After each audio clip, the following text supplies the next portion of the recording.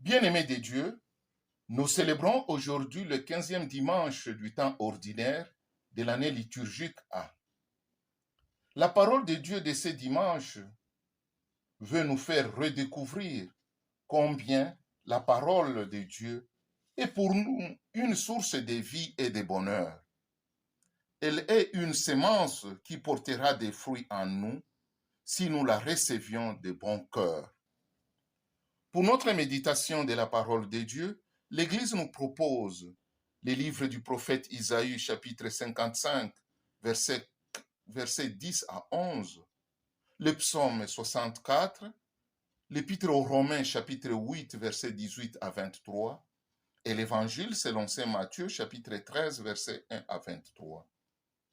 Bien-aimés de Dieu, de toutes les créatures de Dieu, l'homme seul possède la parole. Sa richesse, c'est de pouvoir s'exprimer. Cette parole l'engage s'il est l'homme de parole. Il peut dialoguer, communiquer. Sa parole peut blesser ou réconforter. C'est un art de savoir parler à quelqu'un. Bien-aimé de Dieu, la parole de Dieu a vraiment du poids. Elle est une énergie toute puissante. Dieu parle, il donne sa parole. Le passage qui nous est proposé dans le livre du prophète Ésaïe est un hymne à l'efficacité vivifiante de la parole de Dieu. Pour le comprendre, il est nécessaire de le placer dans le contexte historique de sa composition. Nous sommes dans la deuxième moitié du VIe siècle avant Jésus-Christ. Les Juifs se retrouvent à Babylone depuis un certain nombre d'années et espèrent retourner, revoir leur terre. Mais rien ne se produit et le retard augmente la déception et le découragement. Ils se demandent comment cela s'est fait que la parole de Dieu ne se réalise pas. C'est à ces personnes fatiguées et abattues, bien-aimées de Dieu, qu'un prophète est envoyé pour annoncer une libération imminente. Bien-aimés de Dieu, l'image de la pluie et de la neige et le rappel du cycle des saisons et la lente croissance de la semence sont une invitation à ne pas s'attendre à des résultats immédiats. En fait, la parole de Dieu agit souvent en de longs temps parce qu'elle doit tenir compte des réactions, des choix, des décisions et aussi de l'endurcissement, de l'opiniâtreté de l'homme. Il faut avoir de la patience, de la capacité à attendre, de la prévoyance, qui soit unie à l'inébranlable confiance dans la force vivifiante de cette parole. Bien-aimés de Dieu, le drame et le jugement, c'est de rester sourd à la parole de Dieu. C'est ce que nous montre l'évangile de ces jours. Au milieu de sa vie publique, Jésus fait un bilan et il constate que peu de personnes ont accepté son message. Faut-il s'étonner de ça? Faut-il s'étonner de cela? Non, bien-aimé de Dieu. Les prophètes de l'Ancien Testament ou du Premier Testament n'étaient pas écoutés. Au temps d'Isaïe, par exemple, les gens se bouchaient les oreilles pour ne pas écouter la parole de Dieu et endurcissaient leur cœur pour ne pas se convertir. Isaïe chapitre 55, versets 14 à 15. Oui, c'est le début du discours en parabole sur l'avenir du royaume que nous présente l'évangéliste Matthieu.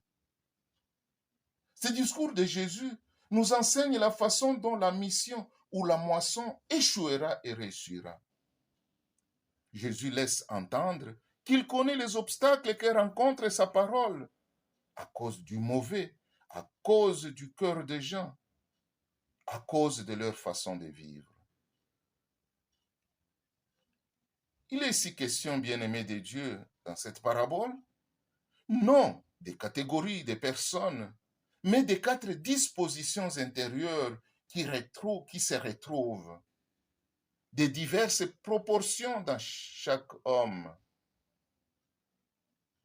Il y a avant tout un cœur dur, rendu tel, comme cela arrive avec les sols d'un chemin, par les nombreuses personnes qui l'ont piétiné.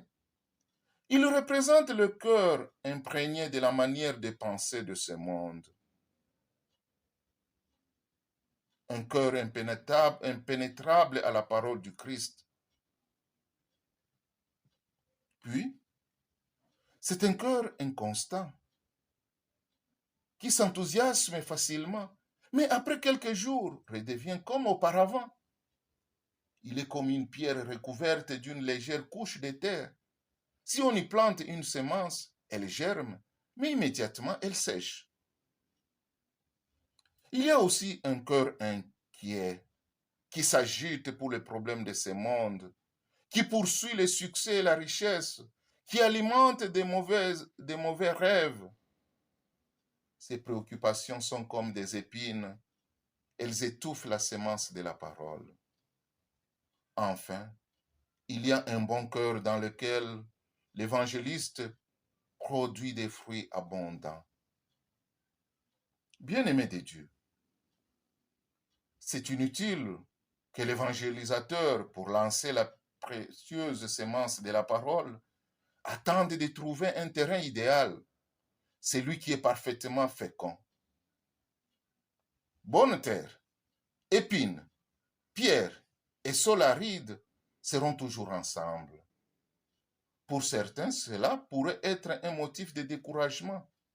Mais pour les vrais apôtres, pour les catéchistes authentiques, cela deviendra une incitation à des semailles plus abondantes. Beaucoup d'efforts seront vains, mais un jour, ponctuellement, l'épi apparaîtra dans chaque homme. Bien-aimés de Dieu, il faut espérer la moisson à travers les contrariétés des intempéries. Dieu fera fructifier la semence au-delà de nos espérances. Dieu continue ses semailles et nous sommes appelés à travailler avec lui. Comme la pluie et la neige descendent des cieux et n'y retournent pas sans avoir abreuvé la terre, sans l'avoir fécondée, sans avoir fait germer la semence. Bien-aimés de Dieu, ouvrons nos cœurs à l'écoute de la parole de Dieu et regrettons de faire la sourde oreille. Puisse le Seigneur, puisse la parole du Seigneur accomplir parmi nous ce que Dieu veut et nous faire porter du fruit à 100, à 60 ou à 30 pour 1. Bon dimanche chez vous, votre serviteur, le Père Éric Ngoy.